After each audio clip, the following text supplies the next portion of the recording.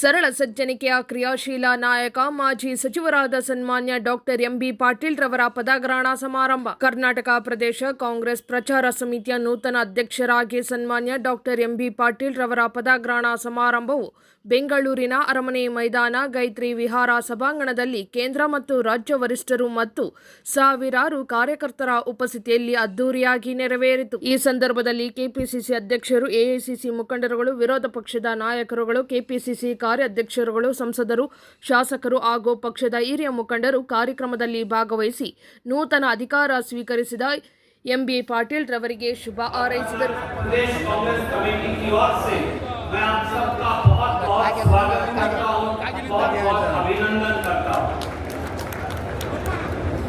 साथियों, दोस्तों, आज कर्नाटक प्रदेश एक दोराहे पर खड़ा, क्योंकि वो लोग जो सत्ता के सिंहासन पर बैठे हैं, those who are sitting on the citadels of power today, आज ये कर्नाटक की सबसे भ्रष्ट सरकार, भारतीय जनता पार्टी की सबसे करप्ट सरकार आज सत्ता में है। ये 40% कमीशन की सरकार है। This is a 40% commission domain government that rules Karnataka today. ये नाजायज सरकार है। This is an illegitimate government. ये सरकार कर्नाटक के लोगों की वोट से नहीं बनी। ये सरकार 20, 30, 40, 50 करोड़ रुपए से विधायक खरीद के बनी है। ये वो सरकार है जो मंडी में गोली लगाकर खरीदी गई है। This government does not have right to rule Karnataka even for a single day.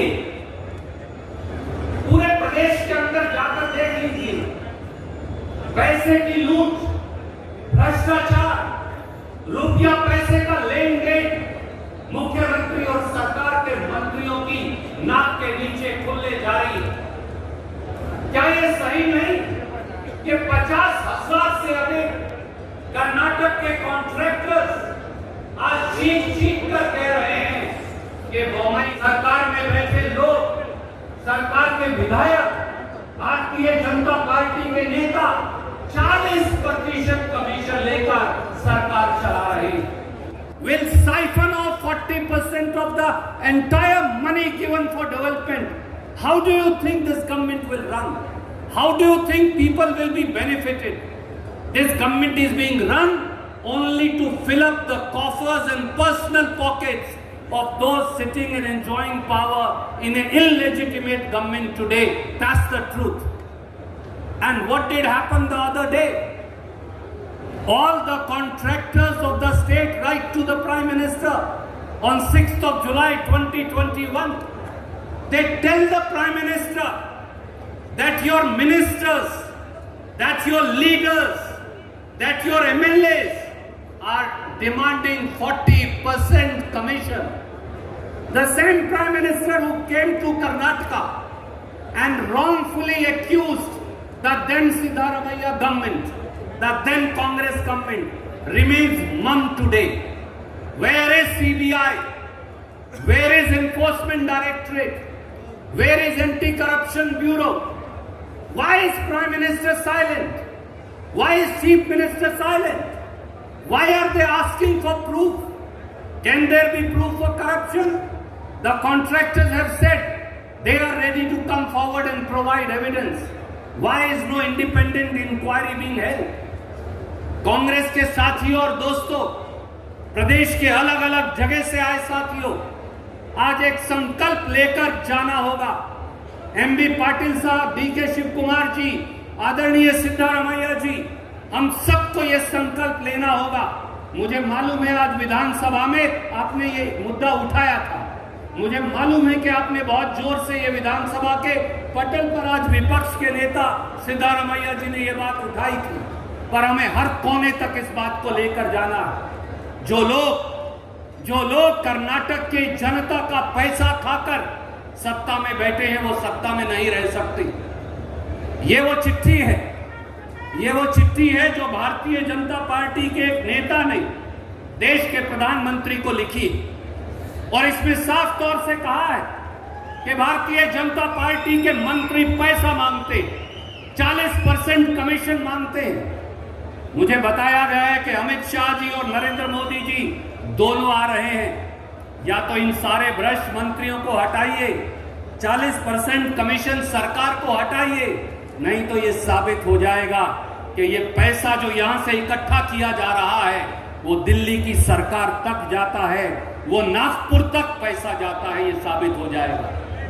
MB Patil ji, एक बहुत बड़ी जिम्मेवारी सोनिया गांधी जी ने, राहुल गांधी जी ने, कांग्रेस पार्टी ने आपको दी है, कांग्रेस के कैंपेन का चेहरा बनने की। यह जिम्मेवारी कांग्रेस के कार्यकर्ता के साथ, कांग्रेस के नेताओं के साथ, हमारे विधायक, पूर्व विधायक साथियों के साथ, हमारे एमएलसी, पूर्व एमएलसी साथियों के साथ, अग्रिम संगठनों के साथियों के साथ, प्रदेश कांग्रेस और विधायक दल के साथ मिलकर आपको ये निभानी। एक समय था जब आप इस प्रदेश के गृह मंत्री थे, एक समय था जब आप वाटर रिसोर्सेज मिनिस्टर थे।